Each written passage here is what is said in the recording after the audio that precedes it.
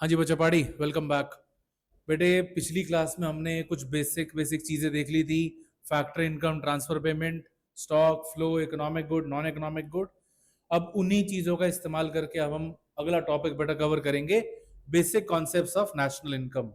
Basic concepts of national income में हम बात करेंगे कि क्या चीजें नेशनल इनकम में इंक्लूड होनी चाहिए, क्या चीजें नेशनल इनकम में इंक्लूड नहीं होनी चाहिए। ऑलराइट, शुरुआत करते हैं बेटा। सबसे पहले एक्सपोर्ट्स। क्या एक्सपोर्ट्स को नेशनल इनकम में इंक्लूड किया जाएगा? बिल्कुल, एक्सपोर्ट्स को नेशनल इनकम में इंक्लूड किया जाएगा।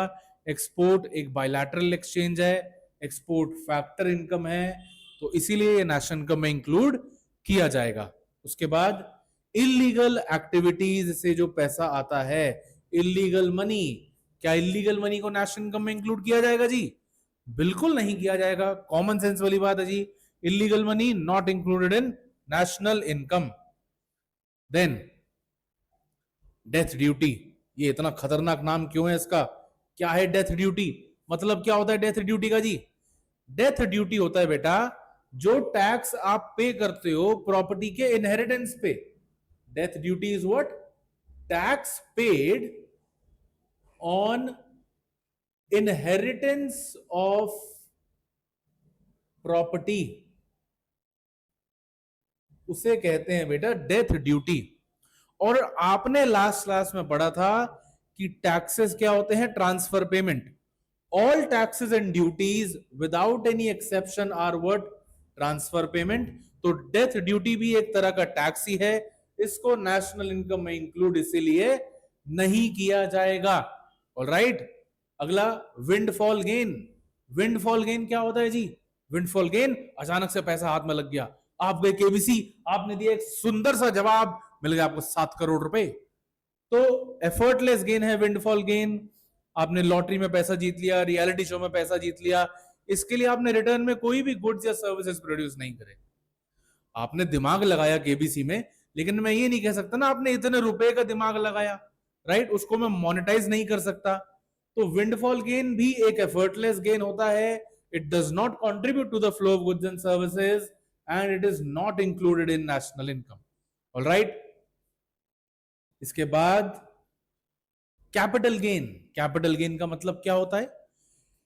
कैपिटल गेन का मतलब होता है कि आपके किसी एसेट की वैल्यू रखे रखे बढ़ गई है।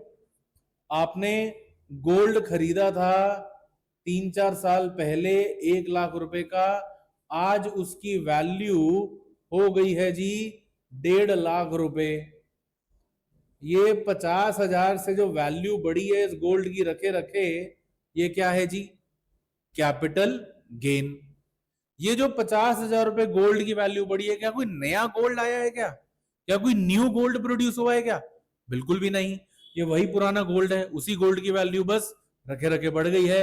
No contribution to the flow of goods and services, ये भी एक एफर्टलेस गेन है, कंट्रीब्यूट नहीं करता towards the flow of goods and services, national income में इंक्लूड नहीं किया जाएगा। एग्जाम्पल के तौर पे increase in the price of gold, land वगैरह वगैरह। Alright, capital gain. बढ़ते हैं आगे। इसके बाद shares and bonds. Shares and bonds क्या नेशनल इनकम में इंक्लूड किए जाएंगे? नहीं किए जाएंगे। अलग अलग केसेस में बेटा समझेंगे इसको।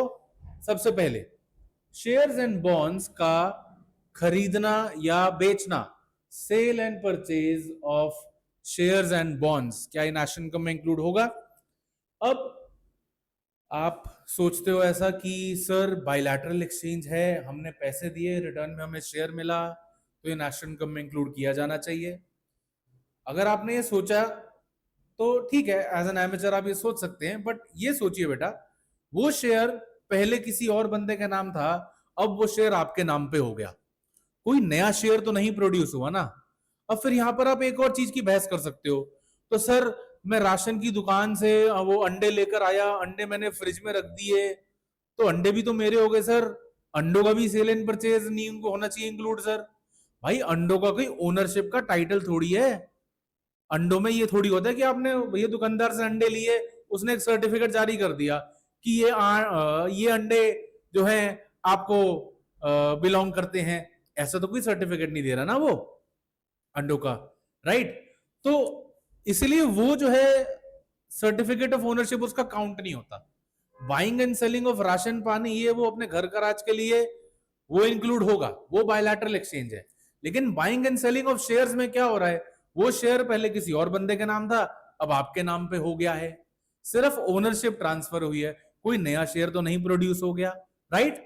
सो buying and selling of shares is not to be included in national income बच्चों, because there is transfer of ownership only. ये एक फाइनेंशियल ट्रांजैक्शन है, ठीक है जी। उसके बाद increase in the value of shares, वो भी इंक्लूड नहीं होगा। क्यों नहीं इंक्लूड होगा, अभी आपने पढ़ा इससे पहले, increase in the value of share क्या है जी, वो एक कैपिटल गेन है, राइट। देन डिविडेंड रिसीव्ड और पेड ऑन शेयर्स, बेटा डिविडेंड आपने लास्ट क्लास में पढ़ा होगा। डिविडेंड क्या होता है, डिस्ट्रीब्यूटेड प्रॉफिट, प्रॉफिट का वो हिस्सा जो शेयर होल्डर्स को दिया जाता है, और प्रॉफिट एक फैक्टर इनकम है, तो डिविडेंड भी तो एक फैक्टर इनकम ही हुई, right. It is the return of productive services, तो डिविडेंड को नेशनल इनकम में इंक्लूड किया जाएगा। उसके बाद कमीशन, आपने अपने स्टॉक ब्रोकर को कमीशन दिया, सेल परचेज के टाइम पे, कोई भी शेयर खरीदते टाइम, कोई भी शेयर बेचते टाइम, आपके स्टॉक ब्रोकर ने आपको हेल्प किया कि जी चिंता मत करो, मैं आपके लिए बायर ढूंढता हूं, चिंता मत करो मैं आपके लिए सेलर ढूंढता हूं। जब ट्रांजैक्शन पूरी हुई उसने अपनी कमीशन ली, ये एक बायलैटरल एक्सचेंज है बच्चों, राइट। बंदे ने आपको सर्विस दिया, आपने उसको कमीशन दिया, ठीक है जी। तो बायलैटरल एक्सचेंज है, क्या नेशनल इनकम में इंक्लूड होगा या नहीं होगा, बिल्कुल होगा जी इंक्लूड। तो commission received or paid on the sale or purchase of shares and bonds is a factor income and should be included in national income.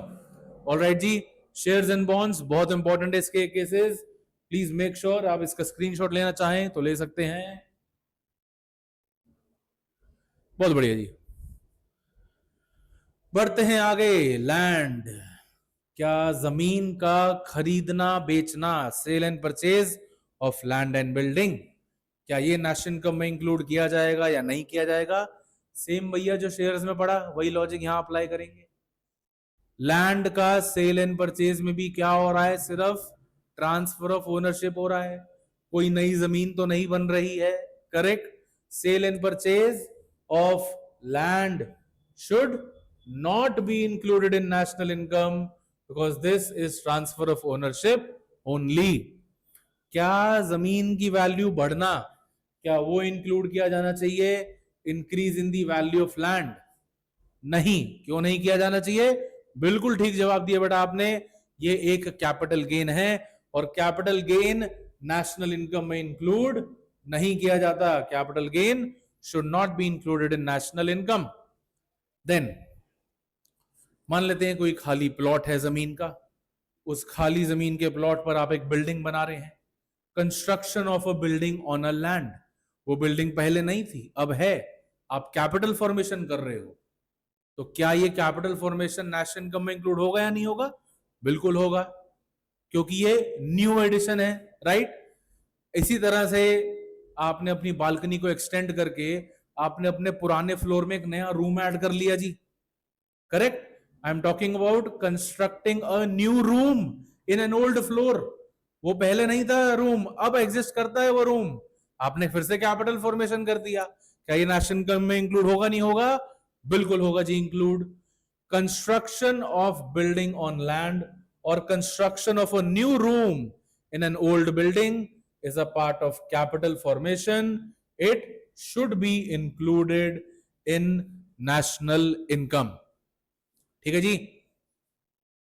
Rent जो मिलता है बेटा लैंड के ऊपर, रेंट क्या है, फैक्टर इनकम है, क्या रेंट इंक्लूड होगा नहीं होगा नेशनल इनकम में, जाहिर सी बात है जी, फैक्टर इनकम है तो इंक्लूड होगा, तो rent is also included in national income.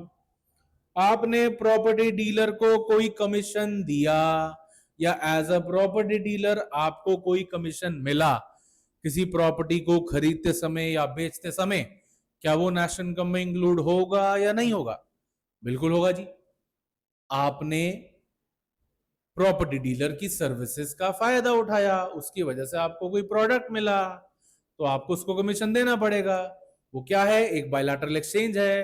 Property dealer ने आपको सर्विसेज प्रोवाइड करी, आपको उन सर्विसेज की वजह से कोई घर मिल गया, आप उसी को उस सर्विसेज के रिटर्न में एक कमीशन दे रहे हो। Bilateral exchange included in national income. Again very very important बेटा, land and building, shares and bonds दोनों बहुत इंपॉर्टेंट है। Please make sure you have a screenshot for this. Okay जी। इसके बाद मिनरल वेल्थ। मिनरल वेल्थ क्या है जी? Mineral wealth, हमने बोला कि हमारे देश के पास इतने टन आयरन ओर है, इतने टन गोल्ड है, डायमंड है, वगैरह वगैरह। क्या ये चीजें नेशनल इनकम में इंक्लूड होंगी, नहीं होंगी? वेल्थ एक स्टॉक कॉन्सेप्ट है। ये स्टेटमेंट बोलना कि nation has this many metric ton of iron ore, will this be included in national income? No. वो क्या है? एक वेल्थ है, स्टॉक कॉन्सेप्ट है। स्टॉक कॉन्सेप्ट नेशनल इनकम में इंक्लूड नहीं होता। उसी मिनरल वेल्थ से जो चीजें बनाई जाएंगी वो जब बिकेंगी वो इंक्लूड होंगी, लेकिन mineral wealth as such national income में इंक्लूड नहीं किया जाता है। क्यों? क्योंकि वो एक स्टॉक कॉन्सेप्ट है, इसीलिए नेशनल इनकम में इंक्लूड नहीं किया जाएगा। Alright, very important to understand this. अगला जी, लोन। मजा आने वाले बेटा इस वाले टॉपिक में, सुनिएगा ध्यान से बच्चे। Loan, it can be taken for productive purpose or it can be taken for unproductive purpose। Productive purpose का मतलब हो गया कि इकोनॉमिक एक्टिविटी के लिए मैंने लोन लिया है, फर्दर वेल्थ जनरेशन के लिए मैंने लोन लिया है। अनप्रोडक्टिव हो गया कि मैंने पर्सनल यूज के लिए कोई लोन लिया है।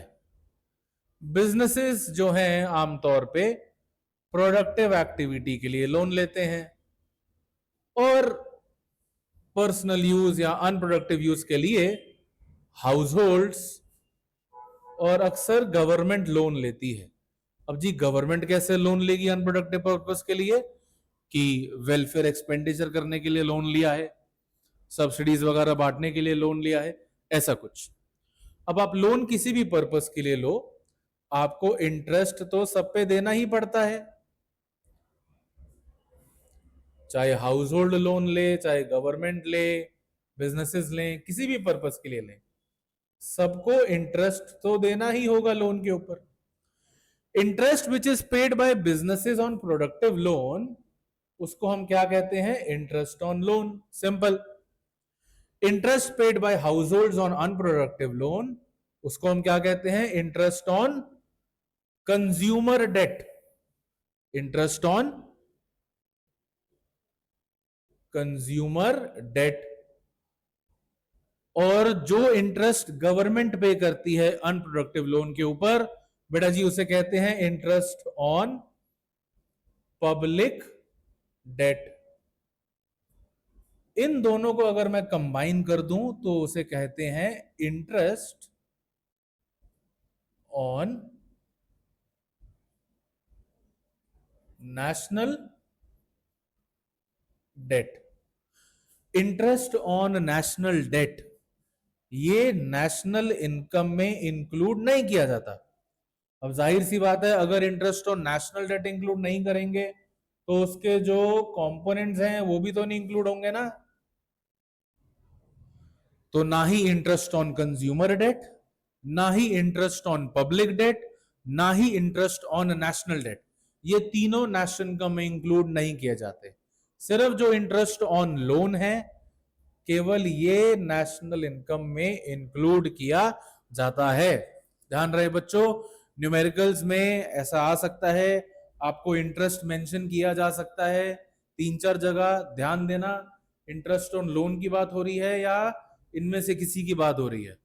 अगर इंटरेस्ट ऑन लोन है तो वो नेशनल इनकम में काउंट होगा, इसके अलावा अगर interest on consumer debt, public debt, national debt है, वो काउंट नहीं होगा। अगेन सुनो ध्यान से, मैंने क्या कहा, इंटरेस्ट काउंट नहीं होगा। वो जो प्रिंसिपल अमाउंट आप जैसे खर्च रहे हो वो तो काउंट होगा ना। मैंने 8 लाख रुपए का लोन लिया पर्सनल यूज के लिए, गाड़ी लेने के लिए, 8 लाख रुपए मैंने भैया डीलर को दिए और मैंने गाड़ी ले ली, वो इंक्लूड होगा। सिर्फ उसका जो इंटरेस्ट है वो इंक्लूड नहीं होगा, क्योंकि वो इंटरेस्ट ऑन कंज्यूमर डेट हो जाएगा। ऑलराइट, इसे नोट कर लीजिए, बढ़ते हैं आगे।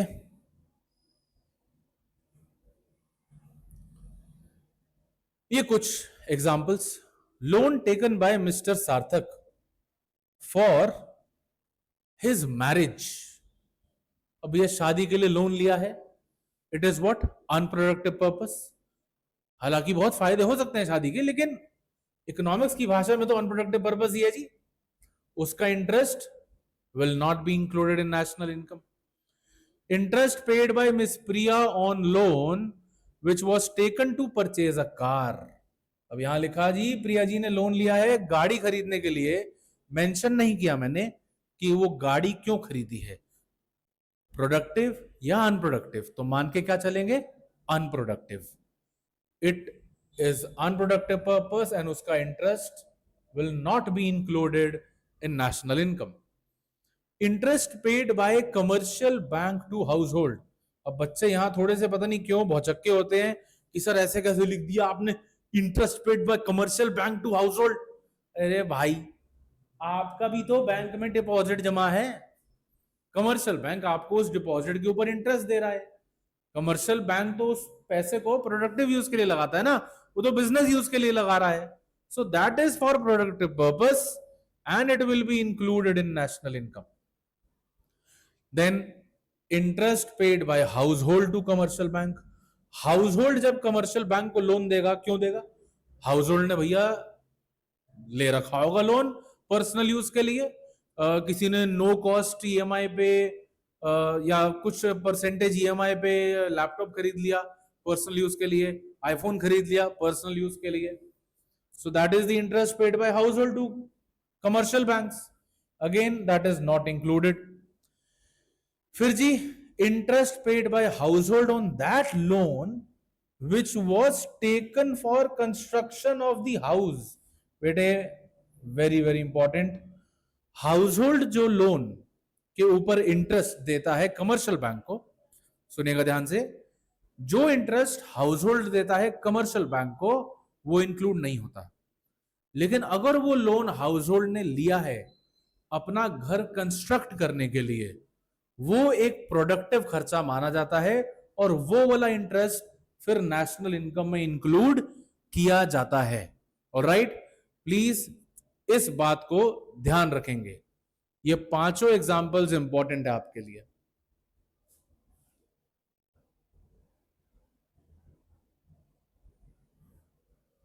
Then loan taken by government. अब लोन टेकन बाय गवर्नमेंट, ये बहुत सारी कहानी यहां पे लिखी हुई है, मैं इस कहानी को आपके लिए थोड़ा सा सिंप्लीफाई करता हूं यहां पे एक फ्लो चार्ट बना के। बेटे जी, loan taken by government, this loan could have been taken from domestic sources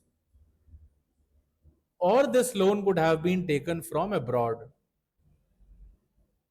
अब आप डोमेस्टिक से लोन लो या अब्रॉड से लोन लो, लोन प्रोडक्टिव पर्पस के लिए भी लिया जा सकता है, अनप्रोडक्टिव पर्पस के लिए भी ली जा सकता है। अब्रॉड से भी गवर्नमेंट लोन ले सकती है, चाहे प्रोडक्टिव पर्पस के लिए या अनप्रोडक्टिव पर्पस के लिए। प्रोडक्टिव पर्पस के लिए अगर गवर्नमेंट लोन लेगी, कि जैसे जी गवर्नमेंट ने लोन लिया है हॉस्पिटल बनाने के लिए, ब्रिजेस बनाने के लिए, ये सब, तो उसका जो इंटरेस्ट होगा वो होगा इंटरेस्ट ऑन लोन और वो नेशनल इनकम में काउंट होगा। अनप्रोडक्टिव वाला आपने पढ़ लिया अभी, वो होता है इंटरेस्ट ऑन पब्लिक डेट और वो नेशनल इनकम में काउंट नहीं होगा। अगेन इधर प्रोडक्टिव वाला इंटरेस्ट ऑन लोन काउंट होगा, इंटरेस्ट ऑन पब्लिक डेट ये काउंट नहीं होगा नेशनल इनकम में। क्वेश्चन में दे रखा है loan has been taken by government, but mention नहीं किया हुआ कि वो गवर्नमेंट ने लोन डोमेस्टिक सोर्सेस से लिया है या अब्रॉड से लिया है। तो बाय डिफॉल्ट आप क्या मान के चलेंगे, डोमेस्टिक से लिया है। ये जहां जहां मैं स्टार लगा रहा हूं, स्टार का मतलब क्या है कि बाय डिफॉल्ट आप ये मान के चलेंगे। तो जी गवर्नमेंट ने लोन लिया है, मेंशन नहीं किया हुआ कि डोमेस्टिक से लिया है या अब्रॉड से लिया है, क्या मान के चलेंगे, डोमेस्टिक से लिया है। अब मान लो ये भी मेंशन किया हुआ है कि loan has been taken by government from domestic sources, लेकिन ये नहीं मेंशन किया कि प्रोडक्टिव के लिए है या अनप्रोडक्टिव के लिए है। ये दे रखा है कि गवर्नमेंट ने लोन डोमेस्टिक से ले रखा है, पर मेंशन नहीं किया कि प्रोडक्टिव है या अनप्रोडक्टिव है। तो क्या मान के चलेंगे इसमें बाय डिफॉल्ट, अनप्रोडक्टिव। ये दोनों बातें क्लियर है जी, बढ़ते हैं आगे।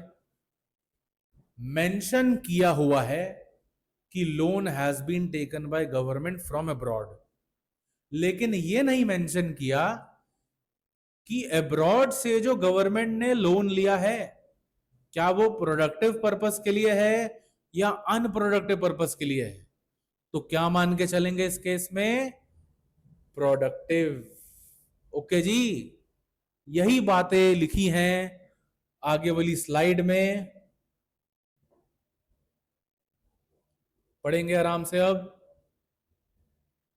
लोन टेकन बाय गवर्नमेंट, पहली बात गवर्नमेंट का मतलब क्या, कोई गवर्नमेंट कंपनी नहीं, जनरल गवर्नमेंट। ठीक है जी। whenever loan is taken by the government it is assumed to be taken for consumption purpose, but when loan is taken by government from abroad it is assumed to be taken for productive purpose।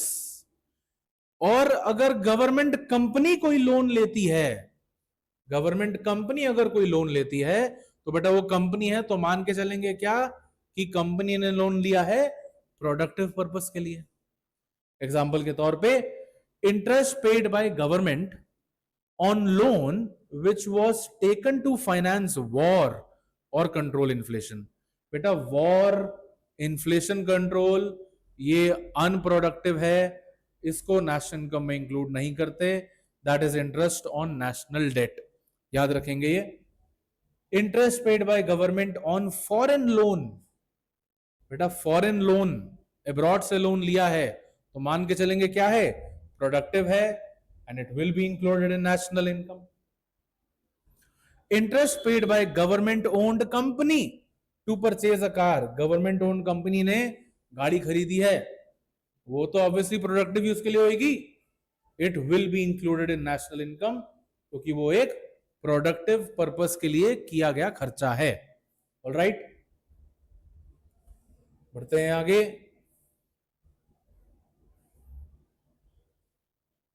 Scholarship paid to the student, scholarship include करेंगे नहीं करेंगे national income में, नहीं करेंगे। Scholarship एक transfer payment है, it will not be included in national income बेटा।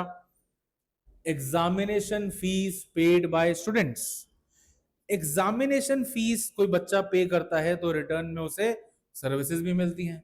आपने एग्जामिनेशन फी दिया, आपको इन्विजिलेटर असाइन हुआ, एग्जामिनेशन वेन्यू असाइन हुआ, स्टेशनरी वो शीट्स वगैरह असाइन हुई, राइट। तो एग्जामिनेशन फीस एक बायलैटरल एक्सचेंज है, नेशनल इनकम में इंक्लूड होगा। Income of a singer, dancer, musician, teacher, वो भी बेटा बायलैटरल एक्सचेंज है, नेशनल इनकम में इंक्लूड किया जाएगा। ऑलराइट, एक और चीज जो आपको पता होनी चाहिए, पेंशन। बेटे पेंशन दो तरीके से मिल सकती है, एक पेंशन मिल सकती है मंथली इंस्टॉलमेंट्स के फॉर्म में, और एक पेंशन वो हो सकती है जो आपको एक लमसम अमाउंट मिल सकता है रिटायरमेंट के टाइम पे।